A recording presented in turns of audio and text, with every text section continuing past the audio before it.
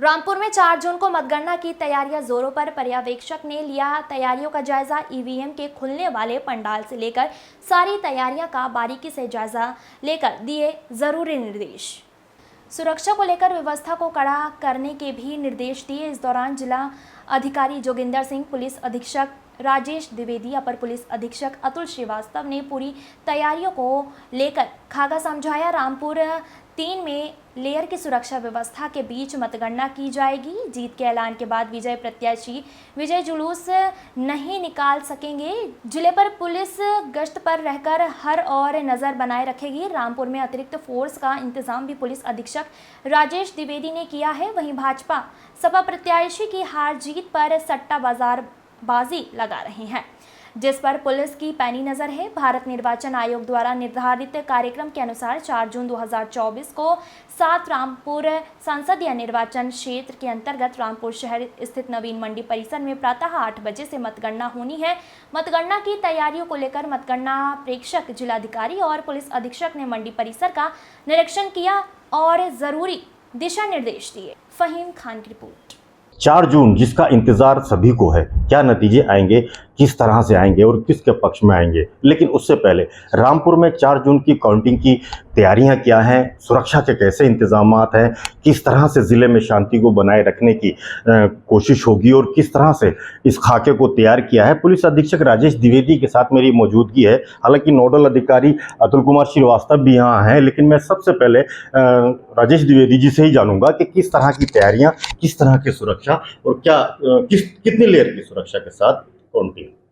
ये जनपद में एक पार्लियामेंट्री सीट है जिसकी काउंटिंग होनी है, जिसमें 5 विधानसभाएं आती हैं। तो यहाँ हमारी मंडी समिति है जहाँ पर ये ईवीएम्स हैं और साथ ही साथ काउंटिंग भी वहीं पर की जाएगी। तो जो मतदान कर्मी हैं वो भी वहीं पहुँचेंगे, जो प्रत्याशी हैं, जो उनके एजेंट्स हैं, इन सब के लिए जो वहाँ 3 गेट्स हैं, सब पे आने जाने की और पार्किंग की व्यवस्था की गई है। साथ ही साथ चूँकि काउंटिंग की संवेदनशीलता बनी हुई है, सुरक्षा के लिहाज से सभी जो काउंटिंग टेबल्स हैं उनके आसपास पुलिस बल रहेगा। जो हमारा पेरिफेरी है मंडी समिति का, वहाँ पुलिस बल रहेगा। चूँकि जो काउंटिंग है उनके नतीजों का या जैसे जैसे गणना बढ़ती जाएगी तो जनपद में भी अन्य जगहों पर प्रभाव पड़ेगा, इसलिए सेंसिटिव इलाकों में हमने स्पीकर्स लगा रखी हैं। प्रत्येक थाने में 3-3 QRT हमारी गतिमान रहेगी और जो हमारे जो पूरा एरिया है काउंटिंग का, इसको हमने विभिन्न जोन्स और सेक्टर्स में बांट रखा है, जहाँ पर कि क्षेत्राधिकारी और हमारे इंस्पेक्टर लेवल के ऑफिसर्स इनकी लगातार मॉनिटरिंग और पेट्रोलिंग करते रहेंगे। जो सुचारू रूप से ये व्यवस्था चलती रहे, इसके लिए हमने सेंट्रल आर्म्ड फोर्सेस और PSC की भी व्यवस्था की है। कितनी, जहाँ तक हमें अभी मिली नहीं है, लेकिन कम से कम 2 कंपनी CAPF की और लगभग 1.5 कंपनी PSC की हम लगाएंगे इसमें।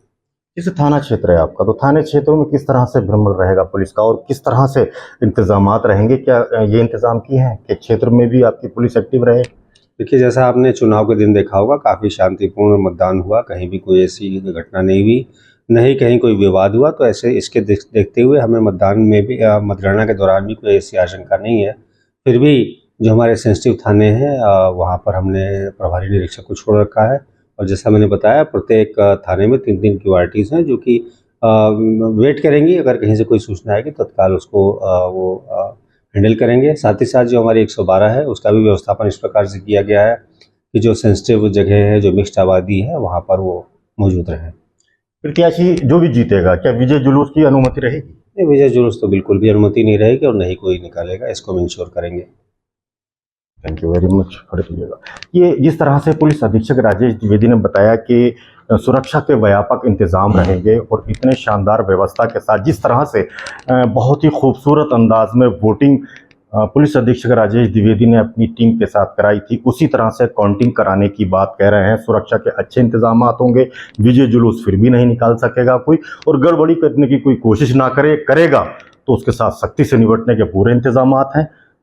4 तारीख का इंतजार कीजिए, किसके सिर पे सेहरा सजेगा।